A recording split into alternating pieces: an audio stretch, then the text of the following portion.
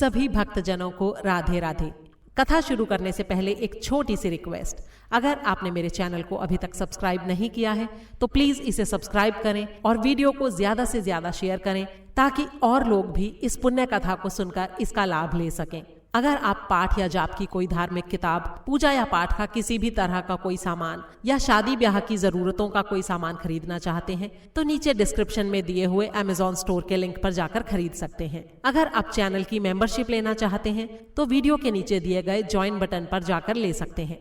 कार्तिक मास की सारी कहानियों को एक साथ एक ही वीडियो में सुनने के लिए ऊपर आई बटन पर क्लिक करें। कार्तिक के महीने में विशेष फल देने वाली माँ लक्ष्मी जी की कहानी और विष्णु सहस्त्र नाम सुनने के लिए भी ऊपर आई बटन पर क्लिक करें।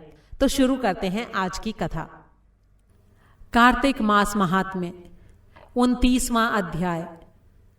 महाराज पृथु ने देवर्षि नारद जी से विनय पूर्वक कहा, भगवान, आप सभी वेदों, शास्त्रों और पुराणों के ज्ञाता हैं, सो कृपा करके ये बताइए कि किस देवता की कितनी कितनी परिक्रमा करनी चाहिए और उनका क्या फल है।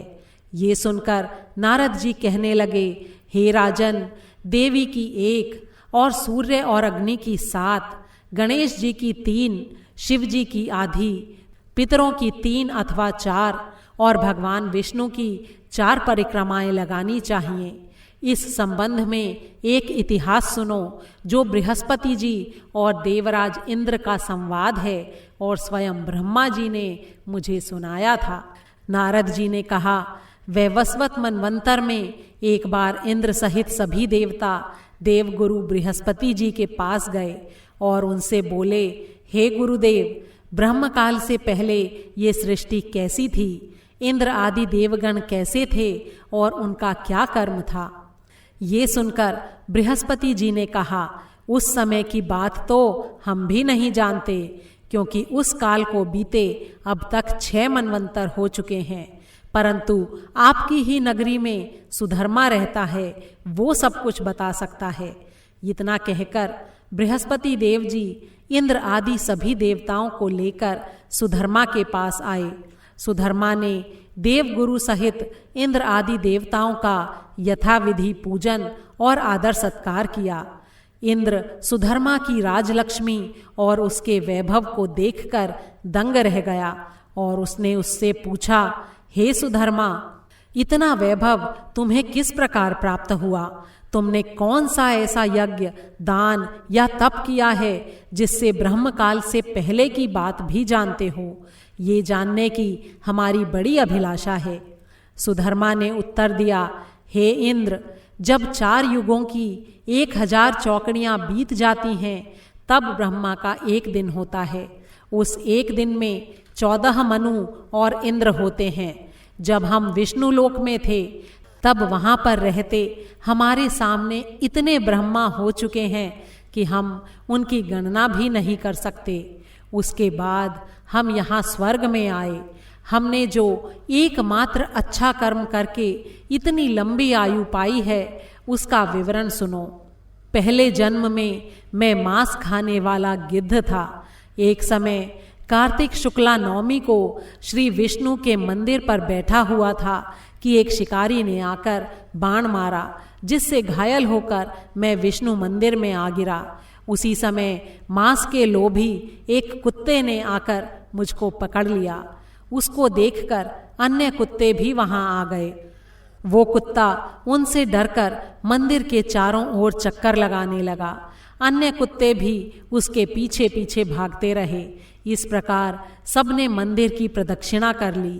इसी बीच मेरी मृत्यु हो गई। मंदिर की प्रदक्षिणा से भगवान मुझ पर अत्यंत प्रसन्न हुए और उन्होंने मुझको अपना परम पद दे दिया। ये बात सुनकर इंद्र और अन्य सभी देवता बड़े ही प्रसन्न हुए और उन्होंने भी भगवान का पूजन करके उनकी प्रदक्षिणा की।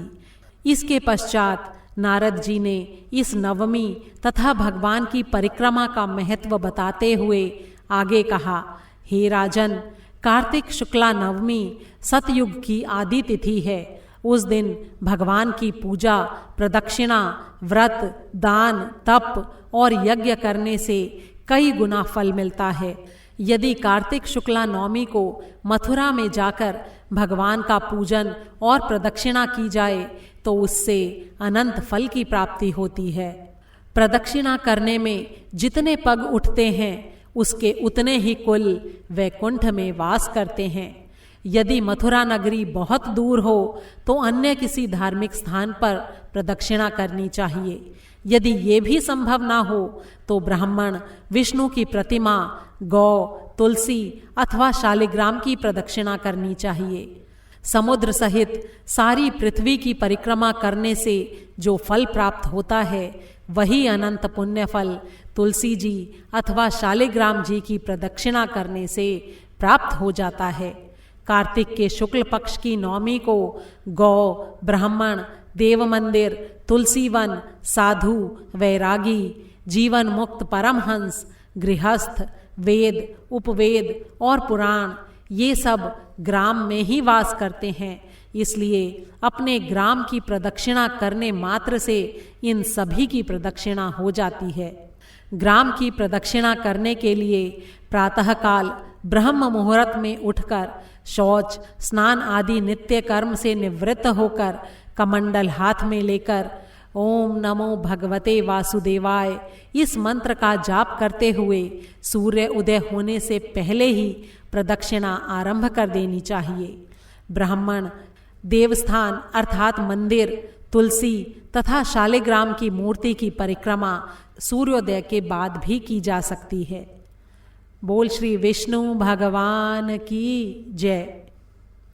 29वां अध्याय समाप्त हुआ।